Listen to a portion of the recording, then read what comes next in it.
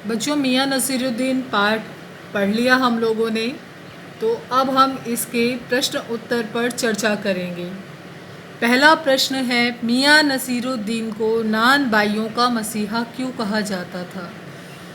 तो इसका उत्तर है कि जो नान भाई होते हैं वह 2, 4, 5 बहुत ज़्यादा 10 तरह की रोटियां पका सकेंगे, लेकिन मियाँ नसीरुद्दीन को मसीहा इसलिए कहा जाता क्योंकि वह 2, 4 नहीं, 10 नहीं, बल्कि पूरे 56 प्रकार की रोटियां बनाने में महारत उन्हें हासिल थी, इसलिए उन्हें नान भाइयों का मसीहा कहा जाता है।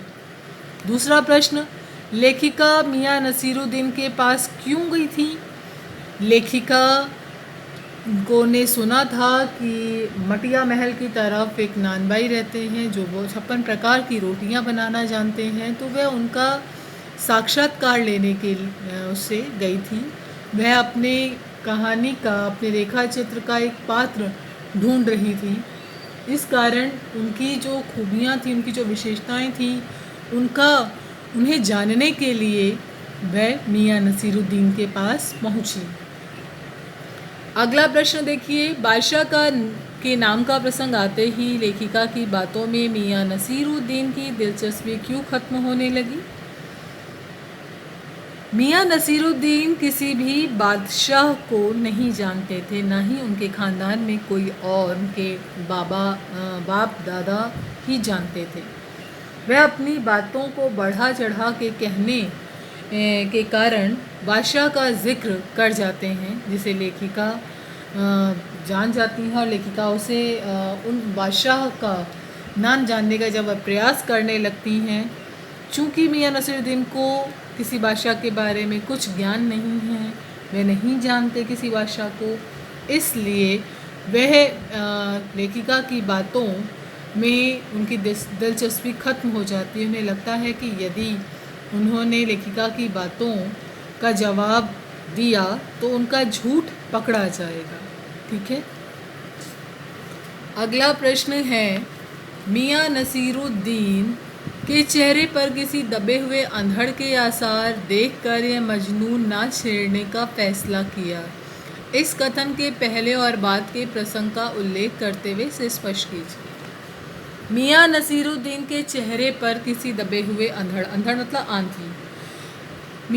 ये जो पंक्ति उठाई जब गई है पाठ से, उससे पहले क्या होता है? उससे पहले मियाँ नसीरुद्दीन और लेखिका मियाँ नसीरुद्दीन से प्रश्न करती हैं। मियाँ नसीरुद्दीन बहुत ही दिलचस्पी के साथ उन सभी प्रश्नों का उत्तर देते चलते हैं।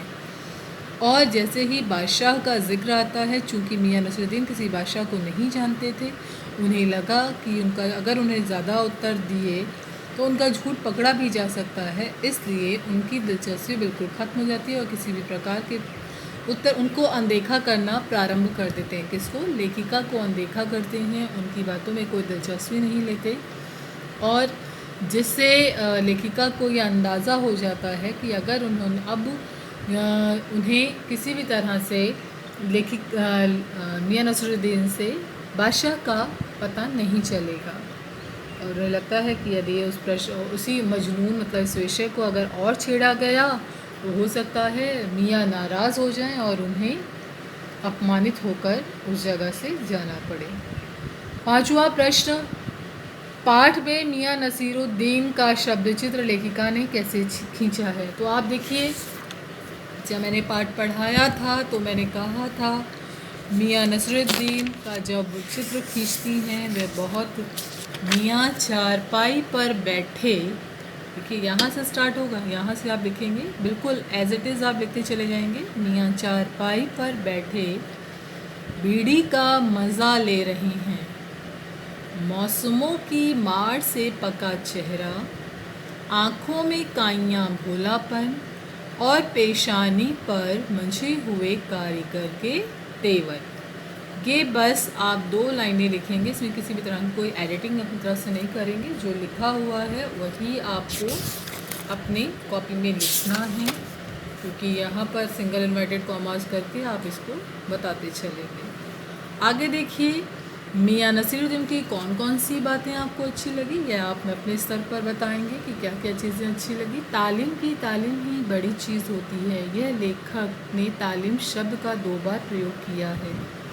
क्या आप दूसरी बार आए तालीम शब्द की जगह कोई अन्य शब्द प्रयोग कर सकते हैं। तो आप देखिए, एक तालीम है शिक्षा है और दूसरी तालीम है व्यवहारिक ज्ञान।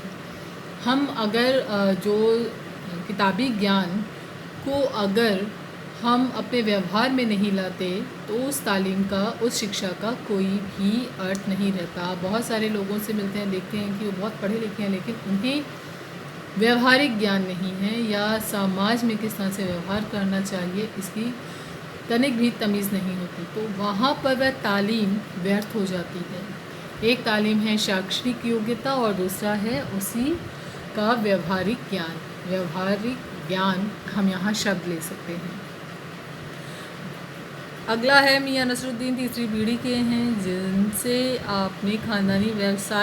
अपने खानदानी व्यवसाय को अपनाया है। वर्तमान समय में प्रायः लोग अपने पारिवारिक व्यवसाय को नहीं अपना रहे, ऐसा क्यों है। तो आप देख सकते हैं इसके बहुत से कारण हैं। पहला कारण है पारिवारिक व्यवसाय में आमदनी का कम होना।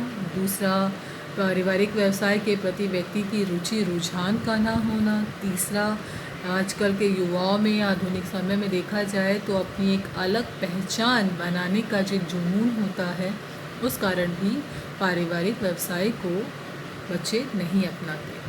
ठीक है, मियाँ कहीं अखबार नवीस तो नहीं है, यह तो खोजियों की खुराफात है।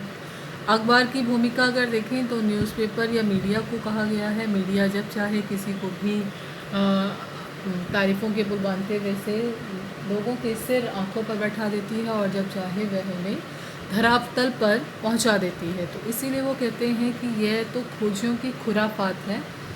इसलिए मैं किसी भी अखबार नवीस को अपना साक्षात्कार नहीं लेने दूंगा। ठीक है बच्चे, बाकी हम इन प्रश्नों पर जब क्लास होगी तब डिस्कस करेंगे।